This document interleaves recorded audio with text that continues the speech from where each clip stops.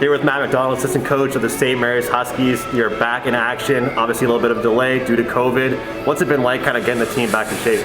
It's a process to get everybody back on the court, to get everyone in a full number and full group to be back on the court, and then you come out to a game and you got to get your real legs back, and it's not just you versus your teammates anymore, it's with referees and the real deal. So it's been a lot, but each day is a process, and we're going to keep going through it, and hopefully come March we're ready to go. You always say you can't replicate gameplay in practice. You can do scrimmages, you can run drills, but what's kind of the one thing you guys are trying to pressure and tell your team to look for really all week in practice getting ready? I mean, basically just being able to execute, especially when you're tired, right? Like, there's a huge difference between a practice and a game, and as you can see in the third and fourth quarters of games, when guys' legs are heavy, you need to be able to execute late. And so those are things through time that will develop and grow with us, especially coming back from a long break. But during practice, during the week, you're really trying to wear them down and see how they can perform in those moments. And I was asking just when I was chatting with you, catching up pre-game, about how deep you plan on taking your bench. Was that something that you knew you really had to do because of circumstance? Yeah, absolutely. I mean, first game back too, you want to try and get as many guys out there as you can, and you want to try and run as many people as you can, and you never know what you're going to get on any given night, right? So guys take advantage of their time, and good things can happen.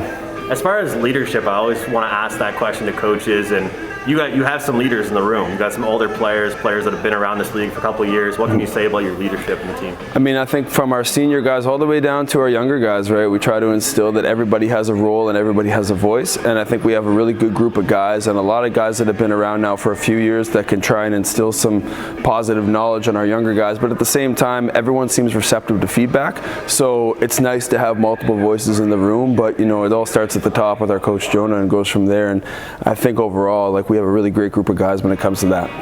I find that we've seen this at the AUS tournament, at the Metro Center, Scotiabank Center, but we also see it every single weekend in the AUS, how close the league really is from bottom to top. Any team can win every weekend. What can you say about that? There's a lot of parity, right? And it's a great thing to have in this league because any weekend, any game, you never know what you're going to get. You hope you do, you hope you win, but there's a lot of opportunities for teams to grow throughout the season and game by game, and you can't take anybody lightly because every point matters so much.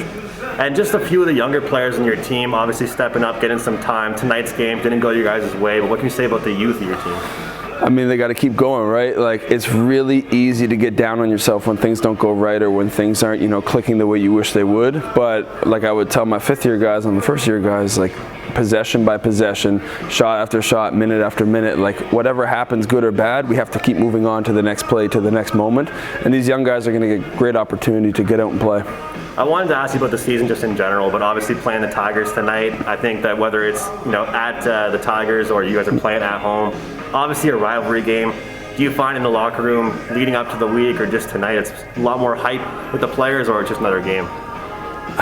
Honestly, I think with our group, we can find something out of every team, every game to get hyped up for, and really, it's nice to play against your crosstown rival. There is a little bit more to it, but at the end of the day, you've got to be able to get up for every game regardless of who you go after, and that's the mentality that we're trying to hold as we move into the playoffs.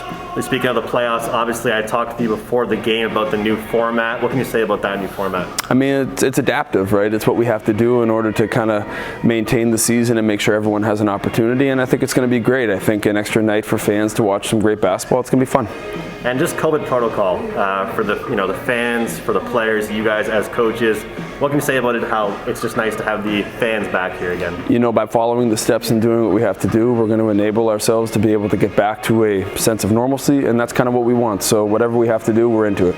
And just last question for you. We're talking again, let's say 1 month. What do you want to see from your team? What do you want them to look like? I'd like them to have something around their neck and holding something above their heads. But I mean, it's a month from now and we got to go day by day, right? So we'll see, and hopefully we grow to that point by middle of March and we're right where we want to be.